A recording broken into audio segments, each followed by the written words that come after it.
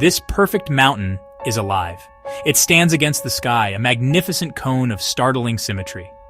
From the bustling streets of Tokyo, on a clear day, its presence is a constant, reassuring reminder of the natural world. It is called Mount Fuji, or Fujisan, by the people of Japan. For them, it is more than just a geological feature, a source of inspiration, a place of pilgrimage, a symbol of their nation's soul. Its quiet grandeur has captivated hearts for centuries, drawing millions of visitors who seek to stand in its shadow or climb its ancient slopes. The mountain seems to breathe with the seasons, its character changing with the light and weather. The beauty of Mount Fuji unfolds throughout the year. In spring, a sea of cherry blossoms erupts around its base. Soft petals frame the stoic peak.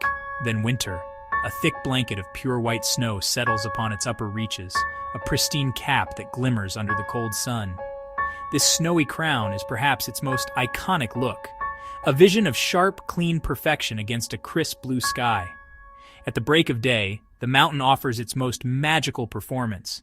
As the sun begins its ascent, the first rays of light catch the snow-dusted summit, painting it in hues of gold, rose, and orange. This fleeting moment, known as aka Fuji, or Red Fuji, transforms the familiar landscape into something otherworldly. Below, calm clouds often gather around its flanks, creating a soft, ethereal color. This daily spectacle is a powerful reminder of the simple yet profound beauty that our planet offers. For generations, this mountain has been a muse for artists and poets. Countless woodblock prints, paintings, and poems have tried to capture its essence. The famous artist Hokusai created a series of works, 36 views of Mount Fuji, showing the mountain from different perspectives and in varying conditions. Each image reveals a different facet of its personality. It has been a silent witness to history, standing unmoved as civilizations rose and fell around it. Its presence is woven into the very fabric of Japanese culture, a constant and enduring icon of natural splendor. The reverence for Mount Fuji runs deep in the spiritual life of Japan. For adherents of the Shinto religion, the mountain itself is a kami, a divine being, a spirit. Ancient beliefs hold that powerful deities reside within its slopes, making it a place of immense spiritual significance. Shrines dot its base and line its climbing routes, serving as gateways between the human world and the divine realm. For centuries, pilgrims have made the arduous journey to its summit, not for sport, but as an act of devotion. They believe that climbing the sacred mountain purifies the soul and brings them closer to the gods. This spiritual connection is not a recent development. It is a tradition that stretches back over 1,000 years. For much of its history, the mountain was considered so sacred that commoners, and particularly women, were forbidden from climbing it. Only monks and select pilgrims known as yamabushi, or mountain ascetics, would brave the treacherous paths. They sought spiritual enlightenment through rigorous physical discipline and mental discipline in the harsh mountain environment. These early climbers established the trails that are still used today, their footsteps echoing through the centuries, connecting modern hikers to a long lineage of devotion. The history of Mount Fuji is written not just in religious texts, but also in layers of rock and ash. It is a stratovolcano, built up over millennia by successive eruptions. The last major event occurred in 1707, an explosive episode known as the Hoei eruption. This did not produce a lava flow, but instead ejected vast quantities of volcanic ash and rock, which fell like dark snow on the city of Edo, modern-day Tokyo, over 100 kilometers away. This event created a new crater on the mountain's southeastern flank, a permanent scar, a stark reminder of the immense power slumbering just beneath the surface. Before the Hoei eruption, Fuji had been active many times. Its current, almost perfect conical shape is the result of these ancient outpourings. Each eruption added another layer, gradually building the majestic structure we see today.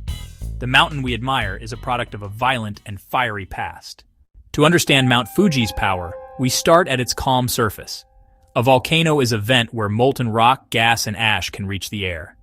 Deep below, heat melts rock into magma. As pressure builds, magma rises through cracks toward the surface. It gathers in underground chambers, the pressurized heart of the volcano. When a pathway opens, eruptions can be gentle. Lava spills out and flows downhill, or they can be explosive, blasting ash, gas, and rock high into the sky. Ash can drift far, dimming skies and disrupting daily life. Scientists watch Fuji closely. Seismometers track tiny quakes, GPS measures ground shifts, and sensors read the gases, Today, the data says it rests. But living systems can change. The mountain breathes, and we listen. The mountain presents a wonderful paradox.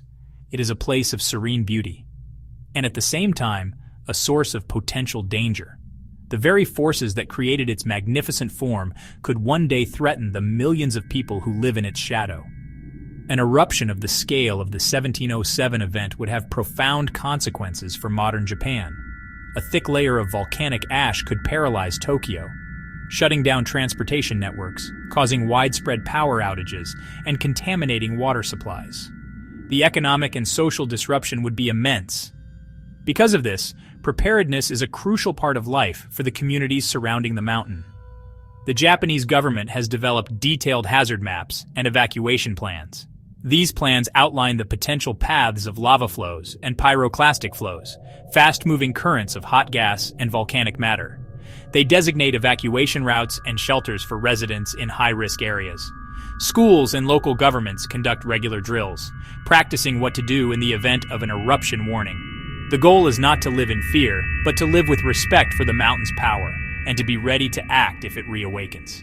Despite the underlying risk, Mount Fuji remains a center for recreation and inspiration. In the summer months, its slopes come alive with thousands of hikers. Clad in colorful gear, they form long lines of headlamps that snake up the trails in the pre-dawn darkness, all hoping to witness the sunrise from the summit. For them, it is a physical challenge and a spiritual journey. In the surrounding region, the Fuji 5 lakes offer stunning reflections of the peak on their calm surfaces: boating, fishing, camping. The mountain is a playground, a sanctuary, and a constant, beautiful backdrop to daily life. This duality is what makes Mount Fuji so compelling.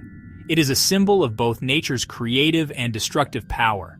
It teaches a lesson in humility, reminding us that we live on a dynamic and ever-changing planet. The beauty of the cherry blossoms, the clarity of the winter air, and the peace of the reflective lakes all exist in a delicate balance with the fiery energy contained within. Mount Fuji links Japan's ancient past with its high-tech present. Shrines raised for the mountain's spirits now stand within sight of bullet trains. Tradition endures, and science watches, seismometers, GPS, and gas sensors quietly reading the giant's pulse. Stand at its base and you feel it. Cool air, resin on the wind, a steady calm. Dormant for over 3 centuries in human time, only a moment in a volcano's life. Deep below, shifting plates make heat, melt rock, and move magma. Scientists agree it's not if, but when. So people prepare, practice, and live with respect, thriving beside power, not denying it. Gazing at that perfect cone, framed by clouds or blossoms, one question lingers: when will it wake? Until then, we watch, learn, and care for the mountain, and for each other.